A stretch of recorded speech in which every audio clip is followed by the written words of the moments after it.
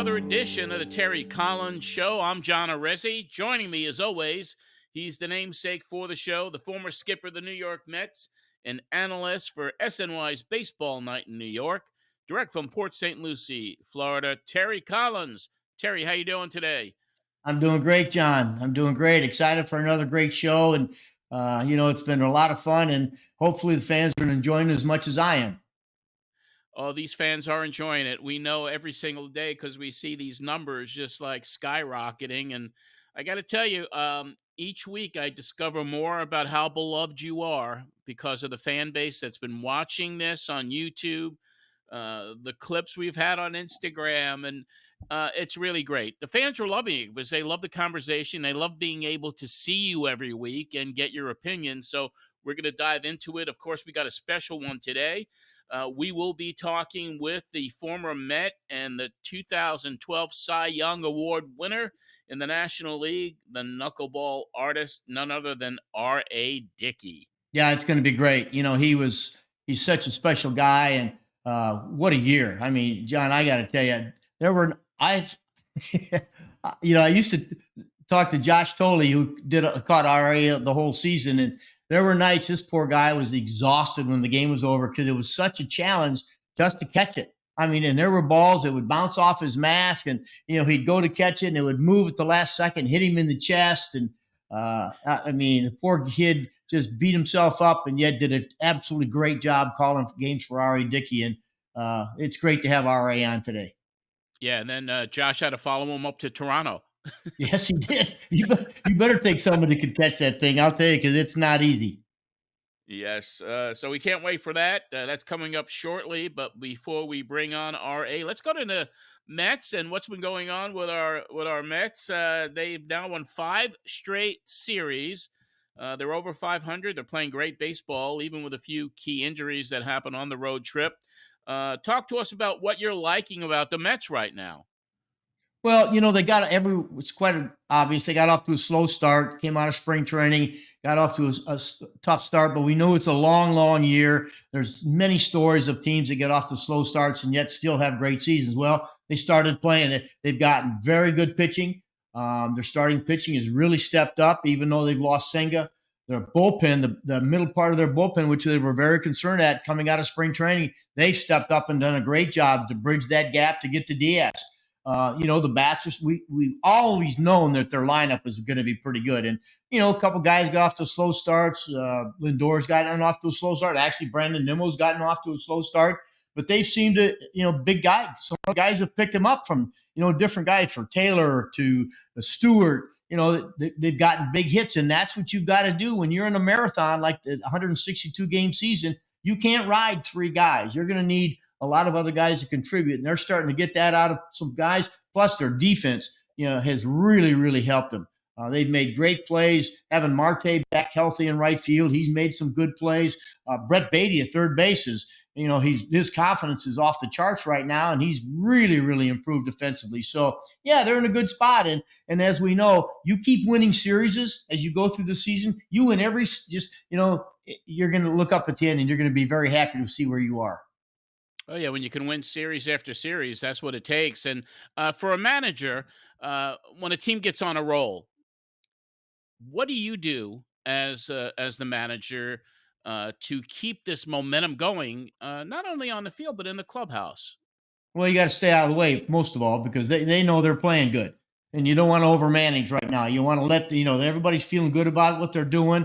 Everybody knows they've got a role. Keep them in those roles. Be it where you're platooning your right and left-hander at the DH position. You're letting those guys play every day. Lindor, actually Alonso, and before Beatty got hurt the other day, he's been in the lineup every day. And so those guys know, hey, when they come to the ballpark, they know they're in the game. They know what's going on. And if you're going to give somebody a day off, you need to prep them so that, the guy who's replacing them is ready, and those guys can kind of anticipate, because you don't want to surprise him. When you're playing good, you don't want to have a player walk in and be surprised that he's not playing. So, one of the big things is to continue what's worked. Don't try to overreact. And I think Carlos has really done an outstanding job of being the same guy on a daily basis.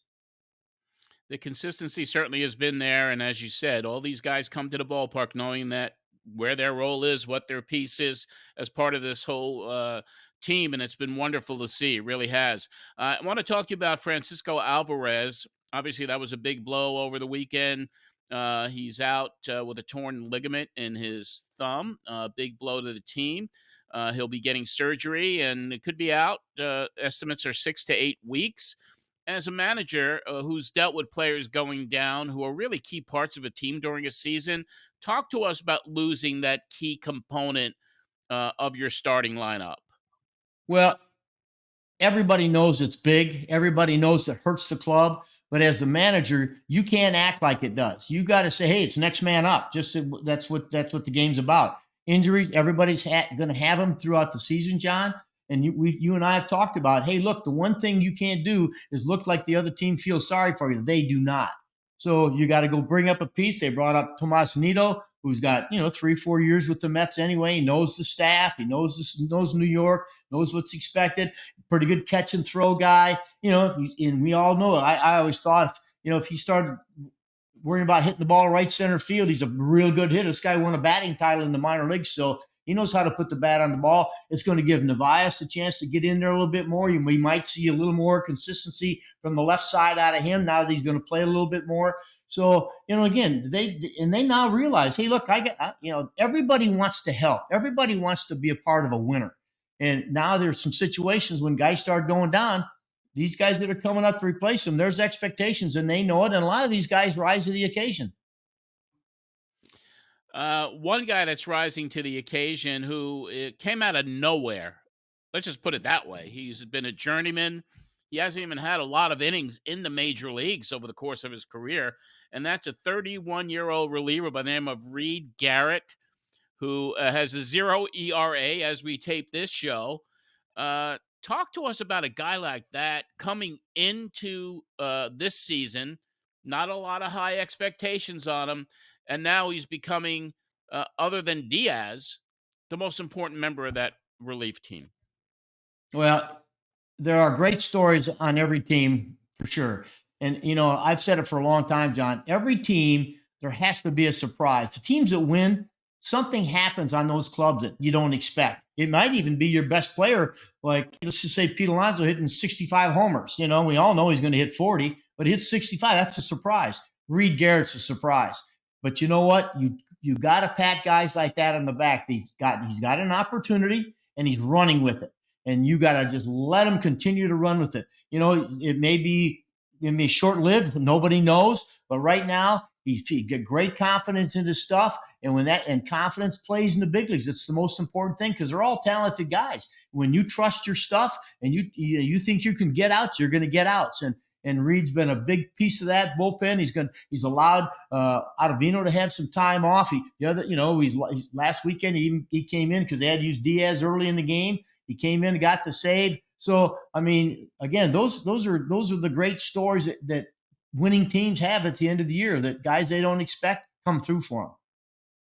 Yeah, he came in and got his first save of his career during that game where Diaz came in, and then Reed comes in, 1, 2, 3, 3 strikeouts, and he gets the save. So it's been great to see. The other thing that's been great to see most recently is Francisco Lindor. His bat starting to come alive from the left side. He got his first home run during the Dodgers series. But one thing that really stood out to me, and I wanted to ask you about, it was like before the last homestand, and he was struggling. Mets owner Steve Cohen sent out a tweet on X that we should all stand behind Francisco Lindor and give him a standing O at the opening of the homestand, and the fans responded to that. Can you recall a time during your experience where something similar has happened, where you're getting behind a player that may be having a rough stretch, and then he responds and feels really good about what the fan base is, how the fan base is reacting to him, even though he's in a slump? Yeah, I don't know if I've ever seen an owner do it. I've been in situations where a guy's really having a tough time, and all the guys in the clubhouse rally around him. They're there, they're patting him on the back every day. They're helping him. They're in the batting cages, trying to make sure his confidence stays up. I've seen that, but I thought the move by Steve was outstanding. Steve's beloved by the Mets fans because of what he's tried to do here with, funneling money in to try to give him a win, get him a winner, and keep the excitement in Queens high.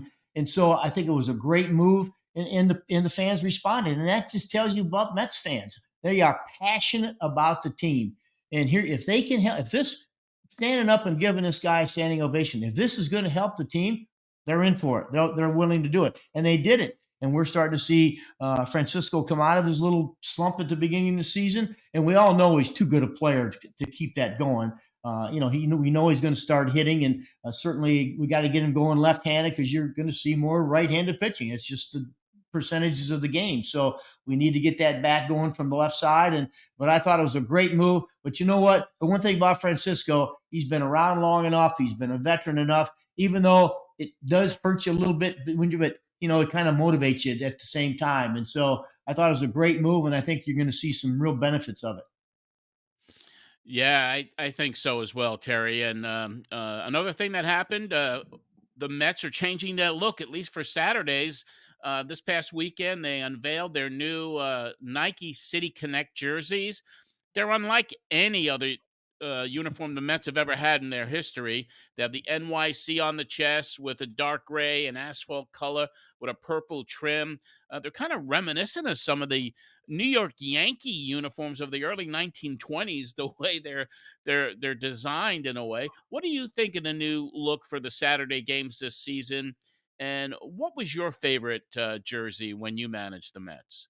Well, welcome to modern day baseball. I mean, that's again, I love the Mets uniforms. I'm not a big, you know, change the uniform up. Okay, it's one game. I get it. Everybody's doing it. Kind of, it's great for marketing.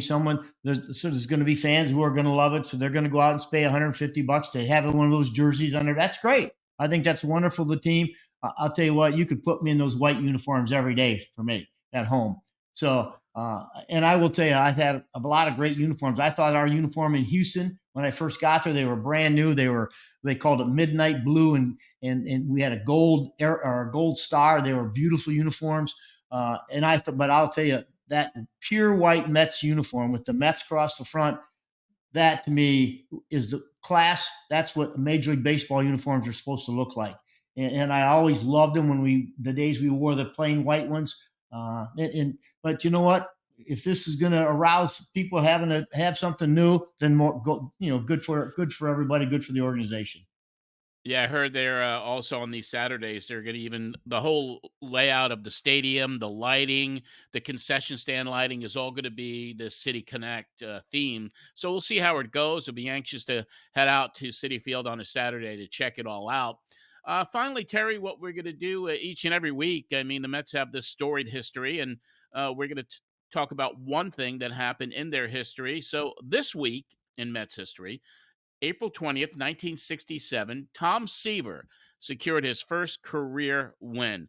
Seaver went 7 1/3 innings. He allowed just one run on with five strikeouts, no walks, and he led the Amazings to a 6-1 victory over the Chicago Cubs in front of a gigantic crowd at Shea Stadium on a Thursday afternoon of 5,379 fans. Terry, question to you. Any personal memories of Tom Seaver that you'd like to share with us today? Uh, you know, when he was the best and the greatest, I was coming through the minor leagues in '67. I was a senior in high school, but when I finally got up to where I had a chance to see him, he had retired. But I will tell you this: that 5,300 people were at that game. 15 years later, there were 50,000 people that would say, "Oh, I was at that game, his first win." So, that's how those stories grow. But obviously, he set the tone for what the future was like. And, I wish I'd have been one of those 5,300 because there's nothing like seeing the greatest players in the world perform. And he obviously was one of those guys. So to be able to be around and see him. And again, you talk to the guys that faced him, which I used to talk to a lot of guys. I spent all those years with the Dodgers, and you talk, how'd you like to face Seaver? And you didn't find anybody that was very comfortable facing Tom Seaver. So, and those were, there was once, I remember talking to Koufax one time asking about Mickey Mantle. He said, I didn't have any trouble with Mickey Mantle, but I couldn't get Roberto Clemente out. So those guys that, there's going to be those guys that said, I haven't found anybody yet that said, oh no, I really hit Seaver good. Those guys don't exist. So obviously that was the start of a tremendous career for Tom. Excellent. Well, thank you, Terry. And now it's time for Talkin' with TC. Today's Talkin' with TC guest pitched for Terry as a New York Met in 2011 and 2012. Over his career, which spanned from 2001 to 2017, he pitched for 6 major league clubs. His 2012 season will long be remembered by Mets fans. That year, he had one of the greatest seasons in franchise history, becoming the third Mets pitcher to win a Cy Young Award, joining Tom Seaver and Doc Gooden as the only other Mets recipients to get that honor. He was the first knuckleballer in Major League Baseball history to win the Cy Young. His trade to the Toronto Blue Jays after the season brought him north of the border, where he continued his winning ways. In 2015, he became the first pitcher in Major League Baseball history to make his postseason debut at the age of 40 years old. A 2012 All-Star, and an NL strikeout leader, a 2013 Gold Glover, a New York Times best-selling author, and a man who's lived an incredible life. It's an honor to welcome R.A. Dickey to the Terry Collins Show. Well, thanks for having me. Hey, you got to remember too, I also am number one in the world in home runs given up in a single game too. So you got to include that stuff too, right? Wild pitches too. I'm number one. I think there's 20,500 major league players to ever have played the game of baseball at the major league level. I'm number one at wild pitches and home runs given up in a single game. So you got to count those too.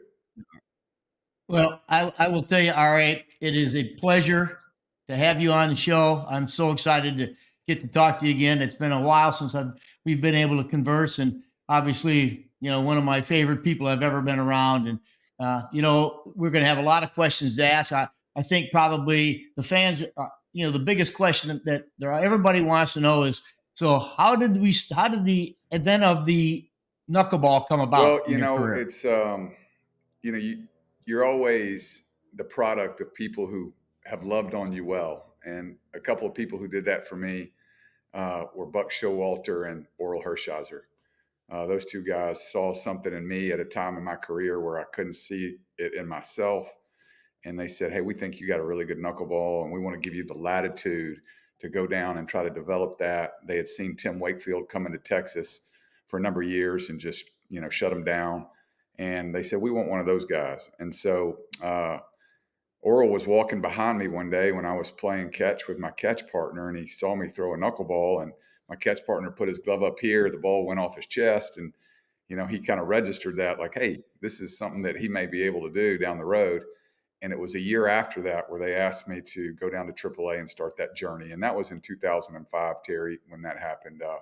They called me in the office after a poor outing as a conventional pitcher, and they said, hey, man, it's just not going to work out anymore at the big league level for you, throwing 87, 88 miles an hour in the AL West. It's just too tough. And we think you have a good knuckleball. We want to give you the opportunity to go down there. And I thought to myself, well, I've only known one organization. Maybe another organization would like me. And they said, well, that's really going to be your only option with us. And I said, I'll take it. So I went down to AAA in Oklahoma City and started that journey.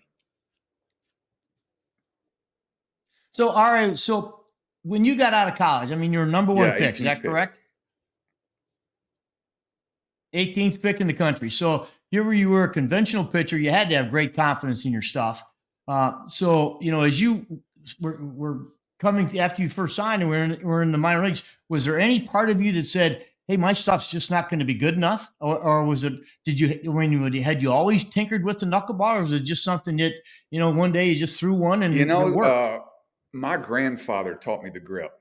I'll never forget. I was at the kitchen table. I was a young boy, this is the power of influence that grandparents have over their grandkids. But he pulled out a scrapbook. I was probably 11 years old, 12 years old. He pulled out an old scrapbook, and he opened the scrapbook, and in the scrapbook was an article about my grandfather. And it said, in a 7-inning game, he struck out 20 of 21 hitters, and he threw knuckleballs primarily.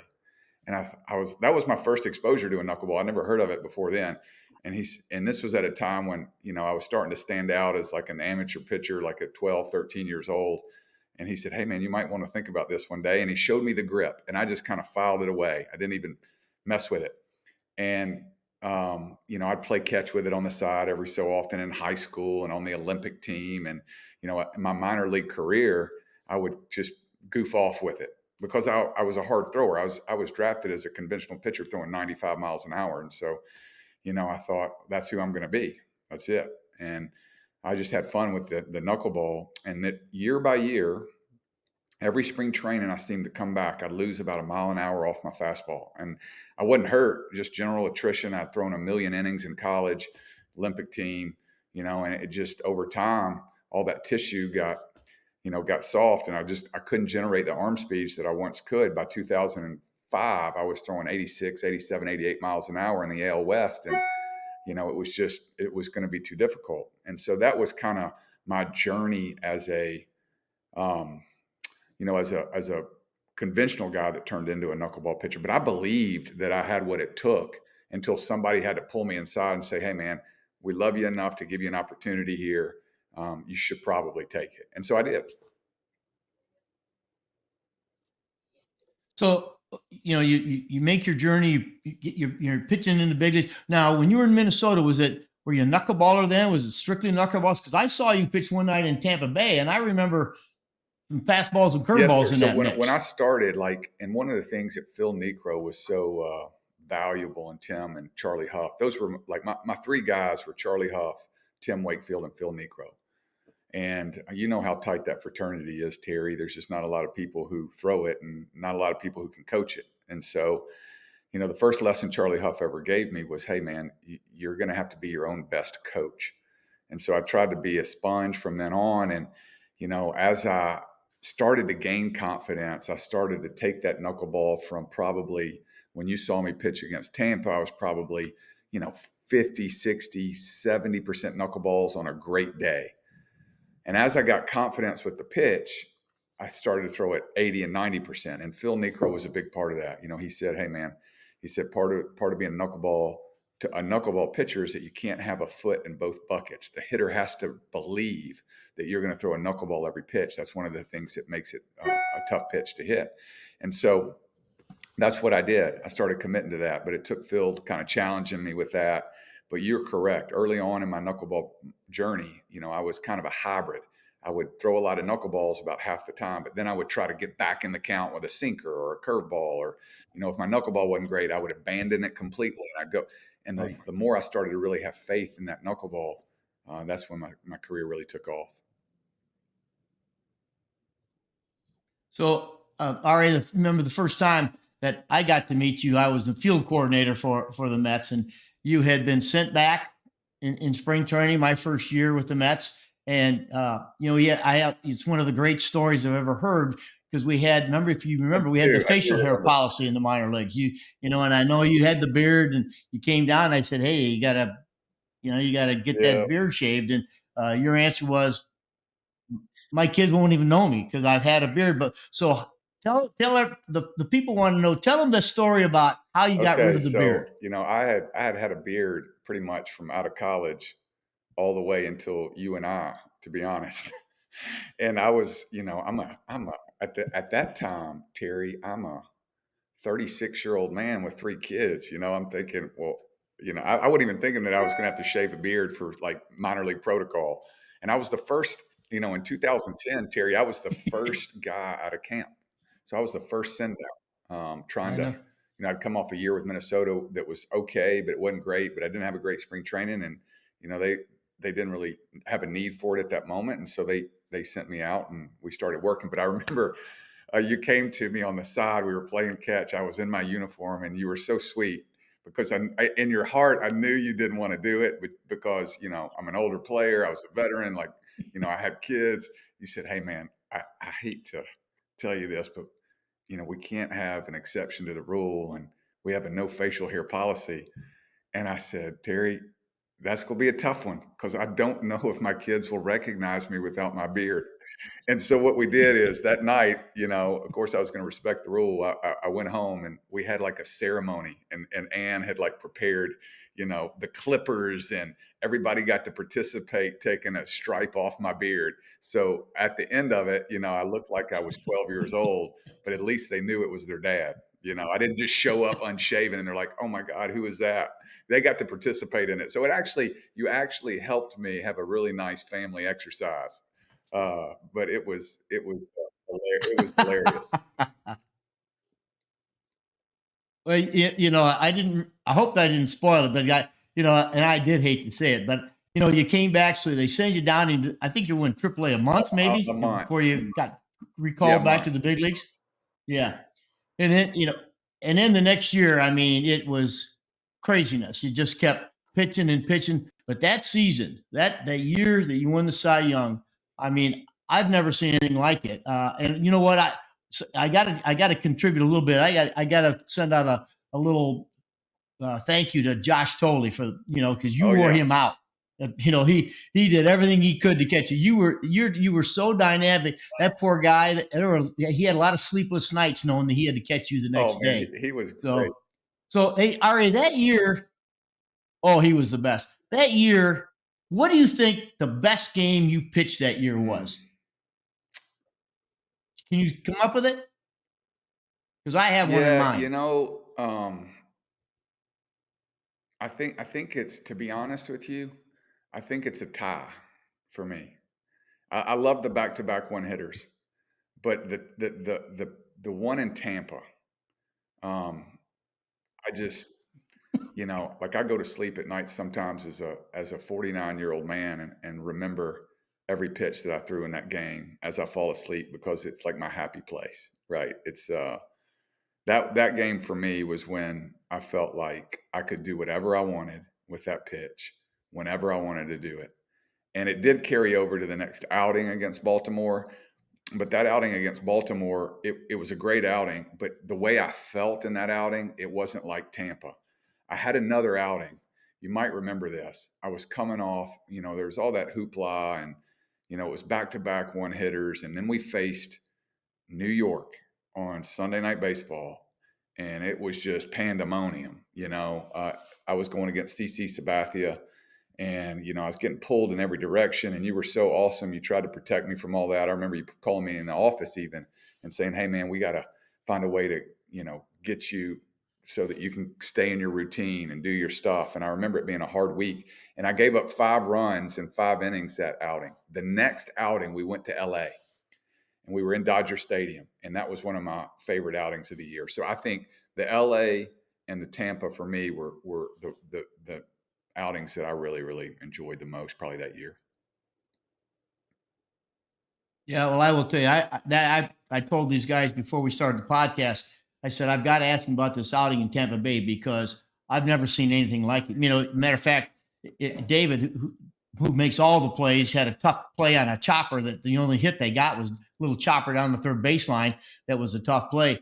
But I remember Josh Tolley coming back to the bench after, I don't know, 4th or 5th inning. He said, Terry, the hitters are talking to themselves in the batter's box.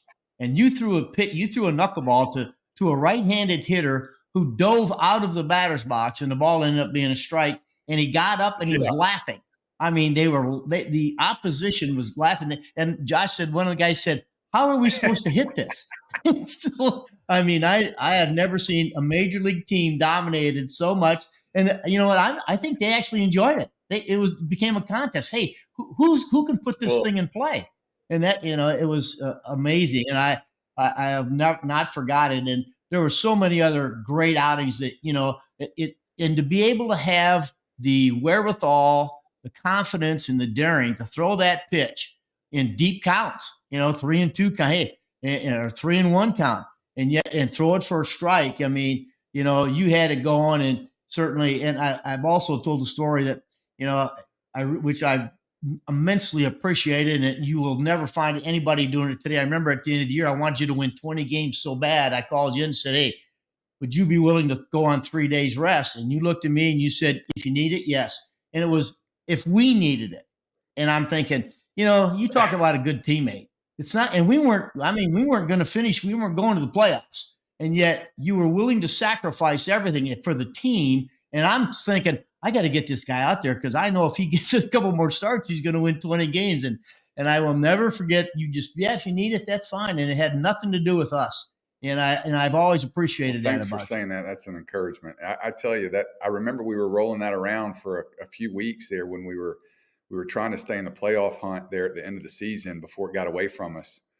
And it was a pitch. It's a pitch that allows you, of course, to be able to recover more quickly. And so, even at age, I think I was 37 at that time, it was still something that I felt like my body could handle. And, and also, I was kind of a holdover from, my first year in the big leagues, Terry, was 2001.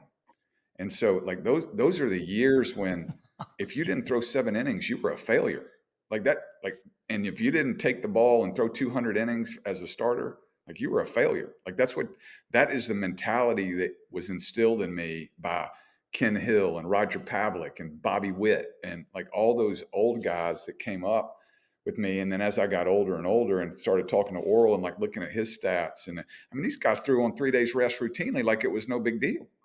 And so, that was a more of a mindset for me too, and I knew you appreciated that. And I remember you telling me that, but at the same time, like I was at a place where I really enjoyed my craft, man. And the more I could get out there, the better.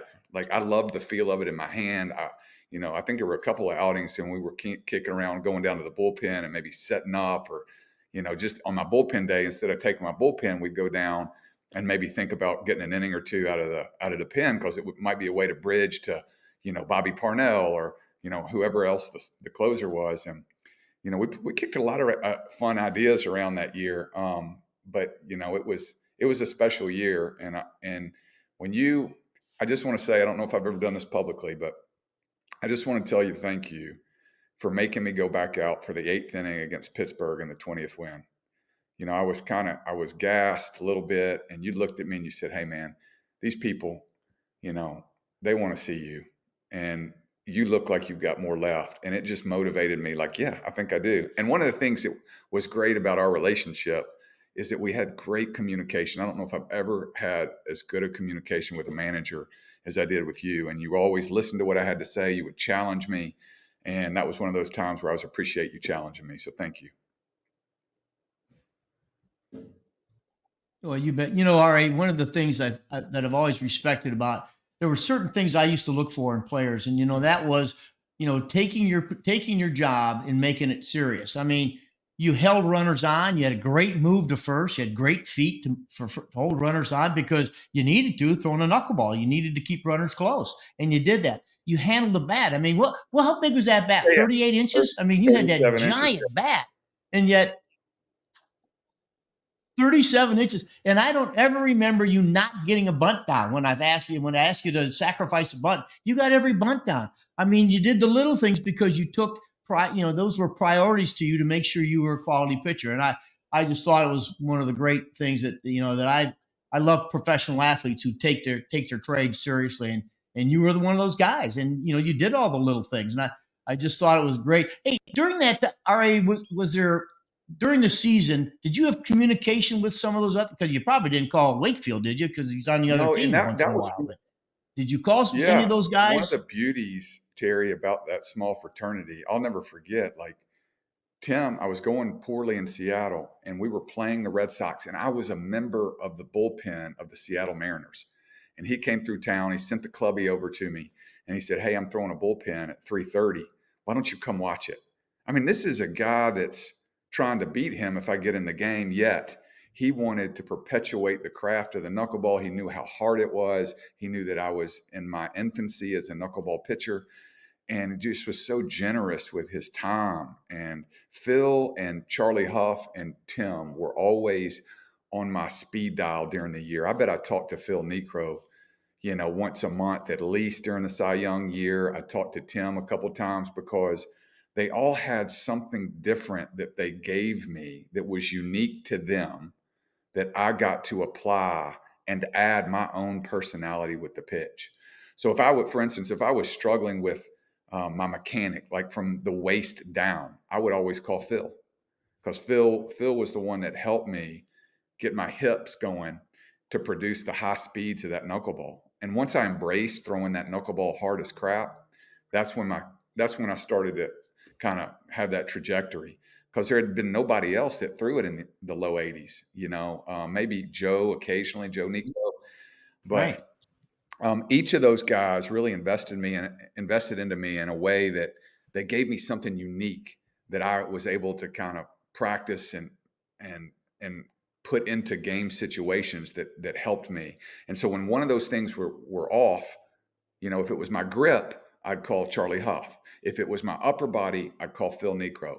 I would call Tim Wakefield. If it was my lower body, Wow. I'd call Phil Necro. And that's how I kind of weaved together. When I was wrong, Dan Worthen was awesome. We had a great relationship, but he would always encourage me, "Hey man, I don't know if I know the answers to these questions. Why don't you call Phil? Why don't you call Tim?" And it was it was helpful. Oh, that's great. Anyway, it was unbelievable. I talk about it all the time. I have a lot of people ask me, about, during that season, when did he ever, when he struggled, what'd you think? I said, he didn't struggle. But 2 or 3 times. And because it was such a unique pitch, not very many people had answers for you. So I wanted to find out who did. So John, I know you probably have some questions for RA, and please feel free. Definitely. There's very few. I think there's Matt Walden is a knuckleballer in MLB right now. Obviously, the game of pitching has changed so much since even you last pitched. Everyone's chasing velo, spin rate. They're teaching us at a very young age. There's a lot of controversy when it comes to pitching in the major leagues right now. What's your opinion of what's going on in the game right now with major league pitching, and even earlier when these kids are getting trained at a young age? Well, I happen to agree with you. I think we're in a generation now that it's just evolved.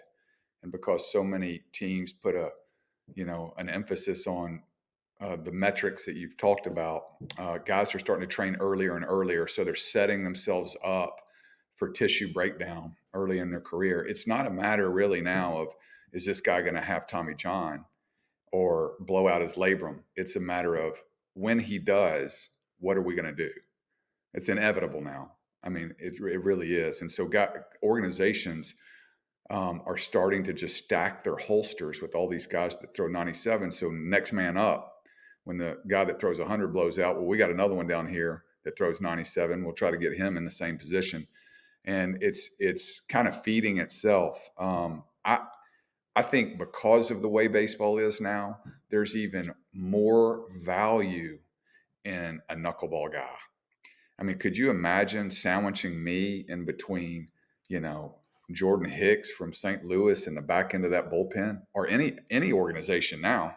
Or, it would just be really, really difficult for a team the third time through the lineup to see a knuckleball and then have to shift back to a guy throwing 98, with a wipeout slider. There is a real need in Major League Baseball for a different look. And I think that a knuckleball would fit perfectly on a number of organizations. And so my hope is that, you have organizations that are still around that believe in the merit of the pitch and, have the patience. One of the things I really always appreciated about Terry and a lot of the guys that managed me, where they were, they knew that when it looked bad, it could really look bad, right? Like, that's a knuckleball. It can really look bad, but if it's good, it can give you a real asset. And Terry knew that. And there were a lot of times he would just I'm sure he had to sit on his hands, do I go get him? No, I don't. Do I go get him? No, I don't. Because I could find the pitch in like the 4th inning and then all of a sudden run off 6 innings of scoreless baseball just because I found the release point. And he knew that, and he would give me the benefit of the doubt on that. And there were certain nights where, I might have broken my nail. I'll never forget in Washington. It was the opening day for our team, and I broke a nail in the 2nd inning, and he had to get me out of there earlier. I was going to, and it's hard as a competitor to go up to him and say, "Hey man, I want to be in the game and I want to be pitching, but it's not the best thing for the team because they're going to start hitting me and I'm not going to have a lot of control with it. You might need to get somebody else in the game." And that's hard to do, but to his credit, we had that kind of relationship. And that's why I won so many games. It wasn't just because I was great, is that he knew how to manage me. And we had a great connection as far as communication goes. And Josh Tolley was great too. So, he would give me great feedback, and he was unbelievable. I mean, the majority of my, 120 wins came with him. And so he played a special part. But to answer your question in short, I think now is a great time to see kind of a resurrection of the pitch. In fact, I'm working with two guys with the Toronto Blue Jays organization right now that both throw pretty good ones. And so there are organizations out there that do believe that it has something to add. Well, talking about Toronto, I know you spent time up there. Obviously, you had a whole country rather than here in the states. I'd like to get your comparisons on the Met fans, on the philosophy, their mindset, in comparison to maybe the fans up in Toronto or some of the other places that you've pitched. Well, it's hard for me to compare anything to my experience in New York, um, just because the connection I felt with that fan base. I felt like there was a real relationship that they kind of went through with me over those 3 years that I was there, and thankfully, uh, Johan Santana told me something that was really funny when I got there. He said, "Listen, man," he said, "there's no better place in the world to play baseball when you're good in New York. And there's no worse place to play if you're not good." And so he's right. He is right. And thankfully, by God's grace, I had a good run while I was there and got opportunities to really connect with the fans. So it's kind of an unfair question. I'm going to be completely biased. But, the thing that I really enjoyed about Toronto was how much they wanted a winner. It had been a number of years since they had been back to the playoffs. Joe Carter, the Mitch Williams, that whole thing, and we were working towards that. And they're a hockey bunch, and so they are fired up. They want a winner, and they'll show up if you're winning. And I would say, from just a baseball IQ standpoint, the Mets fan base, like they could follow a game, and they knew, like, you're getting, like, you get clapped for if you give up 5 runs in 7 innings in Toronto, right? That's a horrible outing for me. Like, I think that's a horrible outing. In New York, they're almost booing you. Like, they get it. Like, they grew up with it. So, it's just probably that. But man, nothing was more electric for me as a player than 2015 and 16, when we were in the playoffs and a couple of games from going to the World Series. And that place, the dome was shut, and it was standing room only. And we were playing the Rangers or the Indians or whoever it was. And that place was bananas. I mean, I couldn't, my heart was coming out of my throat, and I wasn't even pitching. And so, it was pretty electric and neat. And they really do get behind their sports teams, especially if you're winning. They're incredible. Yeah, the bat flip heard around the world Mhm. also. That Yeah. was a huge part of that. I wanted to ask you one other question and turn it back to Terry. I mean, during the off season of 2011 and 2012, you announced that you would risk your 2012 salary to climb Mount Kilimanjaro to support the Bombay Team Challenge. And you, along with Mets bullpen catcher Dave Racanello, former MLB pitcher Kevin Slowly, you raised over $100,000 for the organization. What was that experience like? Well, it was, I would say it was pretty life changing, to be honest. I mean, I think the consequence of losing my contract, or, I think that was kind of media fodder at the time. It wasn't really, I never felt like I was going to be at risk. There were a couple of technical parts to the climb, but nothing that I felt like I was going to get injured and not be able to perform. So, that was something that was kind of spun, kind of, Mets versus R.A. and all that.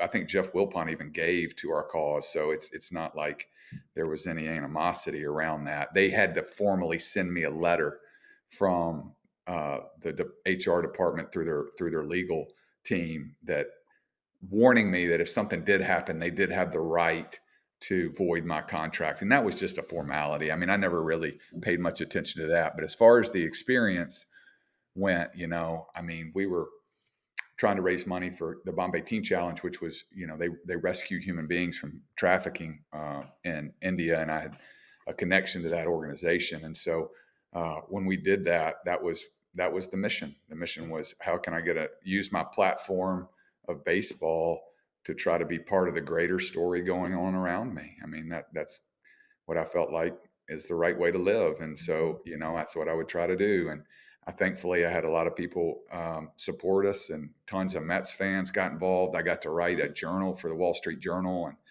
And, it was really a neat experience. Thank you, Terry. Yeah, R.A., I know you're an avid reader. I know you like to read a lot of books, and I've read your book twice. Have you done any more writing? Have you thought about doing anything else? Because I know, that's a big part of your life, is that, the reading and the writing side.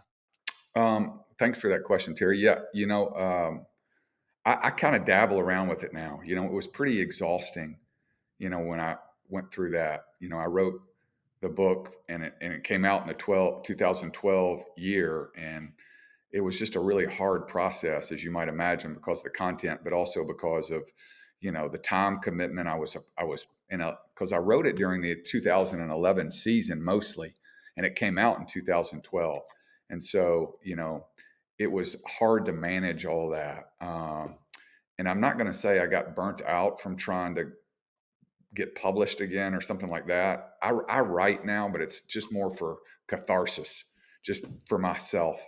And I do enjoy it. I still love reading, and find time to do that. And yeah, that's still a big part of my life. Both my girls are, I think it's rubbed off on them. They're really good writers, and they do some of that in college. And so it's been fun to kind of read their stuff and give them pointers and things like that. All right. One of the things that I've done, and I didn't, we both, everybody lives a different life, but, I do a lot of speaking around and talk about things that have, helped me become who I was, and, kind of driven with the competition side. But, after reading your book, have you done any speaking to help? I mean, there's a lot of things in your book that would inspire people who have, had struggled at times, as a young adult. And how you beat that coming through that after reading your book. I mean, there's something to go out and share that with other people. Have you thought about speaking on those subjects?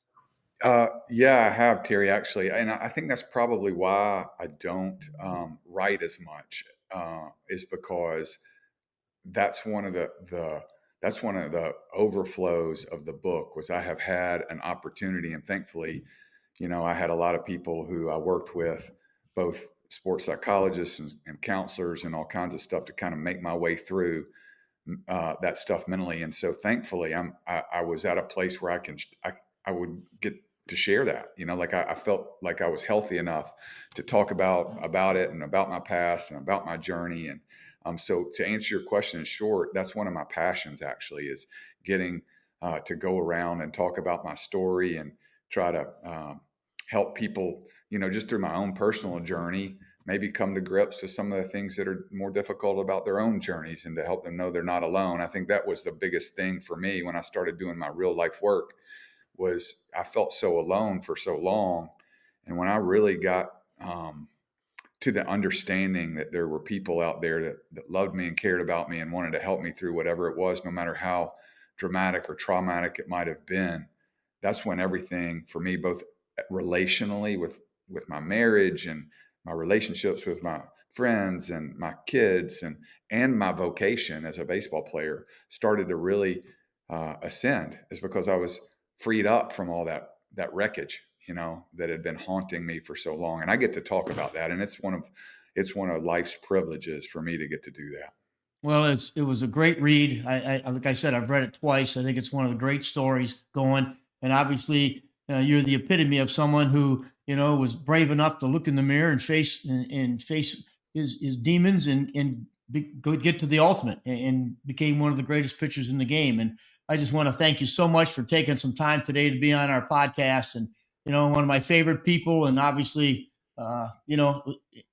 a lot of times, every fifth day, I had a big smile on my face going to City Field or wherever we were to watch you pitch. So thanks, RA, for being on the show. John, I know you've got some questions from some of the fans for RA.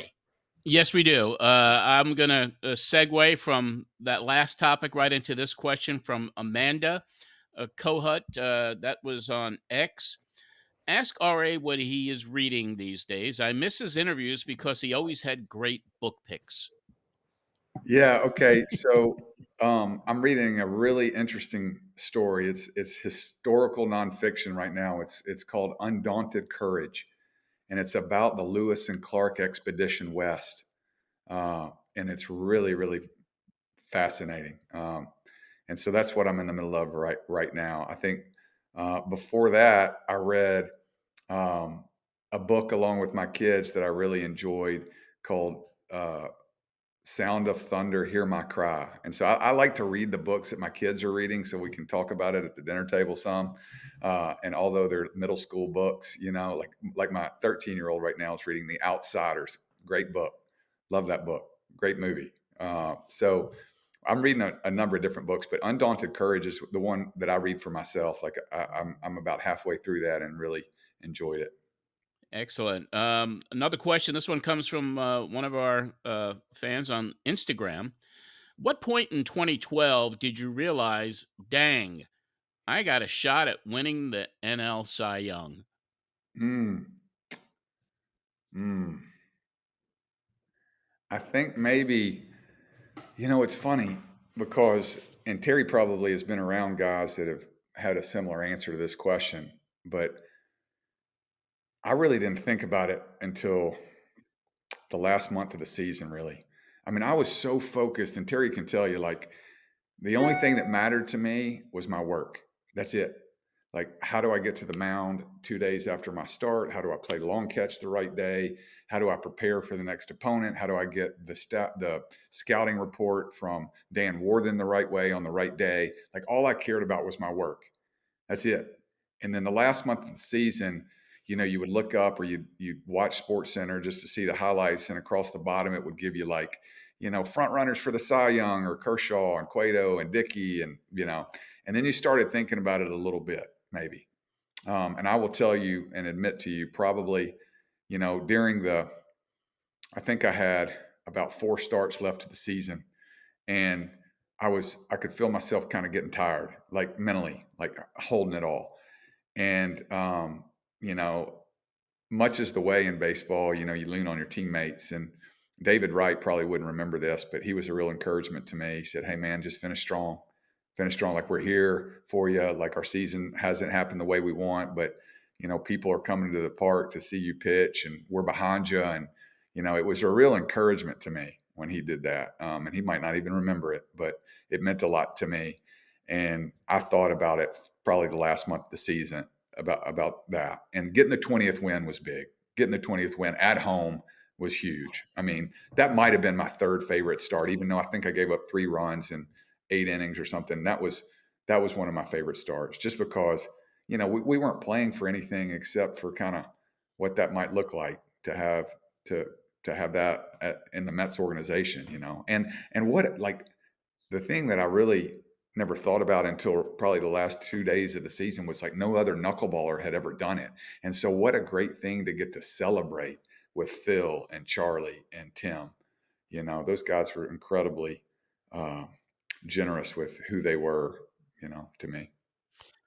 Great season, great accomplishment. Met fans remember it well. We'll never forget it. Actually, it was a fabulous year for you. Last question from the fans, and this is really directed to you and Terry.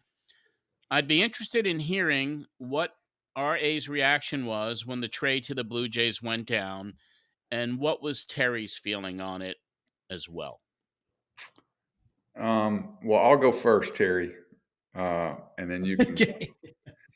I was at a point in my career where I was not naive. And Sandy Alderson and I always had a really good relationship. So if I had a real question, I'd go straight to him. And he was very honest with me about how, you know, they were shopping me around, and it had nothing to do with anything other than a business transaction, which I understood. Like, that's baseball, that's part of it. And so my feelings were not hurt because they wanted to try to make their team better for everybody that had supported them since they've been an infant. So I get that part. Uh, I won't say that I wasn't sad. I was really sad about it because that is where I had resurrected my career and had great relationship with the manager, and was comfortable and knew my way around. And for a guy from Tennessee to know his way around New York, like, that's special. And so I was really, and my family was sad. My family loved New York. We loved it. We had a great time there, and great relationship. So I was sad, and it had everything to do with relationship, and nothing to do with me being upset that they wanted to trade me. I got that part. I just wanted to make sure that, hopefully I was going to go to a place that we would contend. Well, I will tell you, R.A., I'll start out by saying I was sad.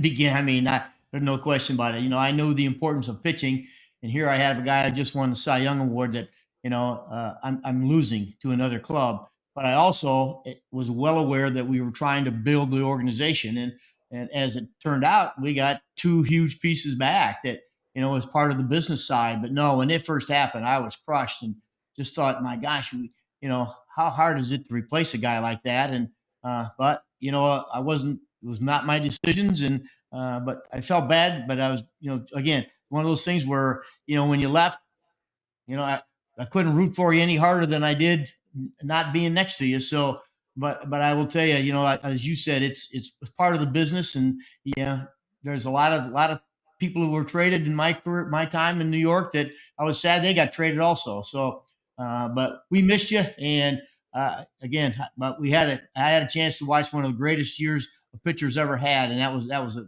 fun and a great year for me. So again, thanks so much for being on the show. I know John and I have enjoyed it. The fans are going to love it, and let's try to stay in touch. My pleasure, Terry. Love you, man. Thanks for everything. What an incredible guy R.A. Dickey is. Thank you so much for bringing him on today, Terry. Well, he is one of the best. I mean, you just heard a guy who's so well spoken, was so focused, knew exactly what he had to do, prepared himself off the charts. I mean, you're talking about days at the end of spring training when guys were leaving the field and he was still in the cage bunting, or just trying to work on his hit, or taking extra ground balls and working on throwing the ball to second base for double plays. He was going to be a master at his trade, and certainly he was for a long time. But I'll tell you, that season he won the Cy Young. There was no better. No, there wasn't. There wasn't. What a great interview. Once again, thank you for bringing him on. And now we have some questions for Ask the Skipper. So why don't we get to those right now? This one comes in from Freeport, Long Island, from Bob. Bob writes, on the last episode, Terry mentioned he was in the organization's minor league field coordinator for the 2010 season prior to becoming a manager. What did that position entail? And what were some of those memorable experiences that you could recall during that time? And was it important for you to have that role before becoming manager in 2011? Well, that's a great question. First of all, it was, I had been the minor league director and the field coordinator for the Dodgers many years ago, but the field coordinator's job is one of the best jobs in baseball. You have a boss, they have a guy who oversees all the minor leagues, and he deals with contracts and insurances. But the field coordinator's job is to set down policy of how we're going to play the game on the field. So basically, what you do is you coach the coaches. You've got a great staff of players or a great staff of coaches. And what you want to do is say, hey, look, here's how we're going to teach this. That's how we're going to, get everybody together, and then make sure that's cohesive throughout the organization as the season goes along. So what's being taught in AAA is being taught in AA, and vice versa. And the conversation between the staffs, has to be coherent. It has to be, hey, when you move a guy up, you're going to call him here. This is what he needs to work on, and then make sure that's getting done. That was one of the things I used to do. I would go through a system, and I would tell the managers, I'd go see a seat team, let's say here in Port St. Lucie. And after I'd watch them for 5 days, I'd go in and talk to the manager, and we'd talk about maybe certain players, things they have to work on. And I said, now my next time here, they better be better.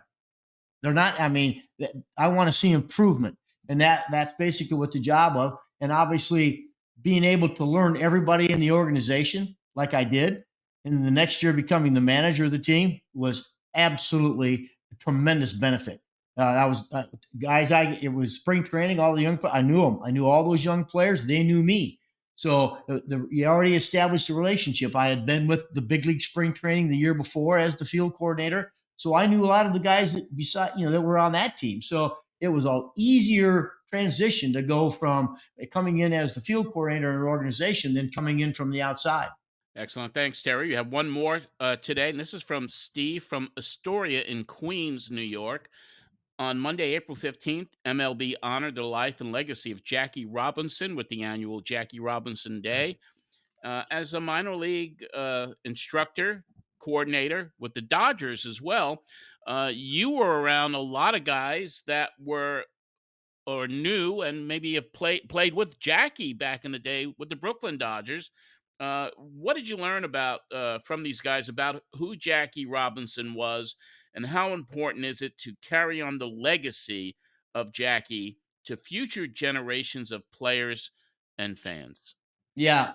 Well, I will tell you, John, we'll start out. The Dodger organization is a tremendously historic, famous organization. I mean, they still do things today that include guys that played 30 years ago, 40 years ago. And when I first went to the Dodgers, I mean, Jackie wasn't there, but Roy Campanella was there, Koufax, Drysdale, Maury Wills. Some of the greats were always around in spring training, and they continually told stories about their days when they were playing, and Jackie was involved in a lot of them. There was the scouting director's name was Ben Wade, and Ben was an outstanding pitcher for the Dodgers many years ago, and has become the scouting director. And he knew Jackie so well. He used to talk about how he handled getting ready for a game. He knew he was going to be booed. He knew he was going to be threatened, and yet he had such tremendous confidence in who he was as a player, and almost took it as I'm going to show you you're wrong about who I am, and just took it and played with a little bit of a chip on his shoulder, which you had to back then. And so those stories and how he approached the game. I remember Mr. Campanis, who was the general manager of the Dodgers, told me about how he and Jackie went out and worked endlessly about turning double plays, and how Jackie, he'd share ideas on, where he wanted to throw or where he had to throw the ball. And so not only was he just a talented guy, but he worked at his trade to become great. Well, number 42. And by the way, that legacy has to live on. The players have to know. They have to know what he stood for to make that's made the game great.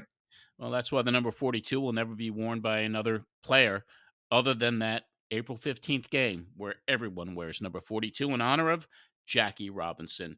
Well, if you want to ask Terry a question each and every week, we do have the Ask the Skipper segment. You could submit your questions on social media or send an email to the Terry Collins Show at gmail.com. Simply follow Terry on X, Instagram at Terry Collins _10.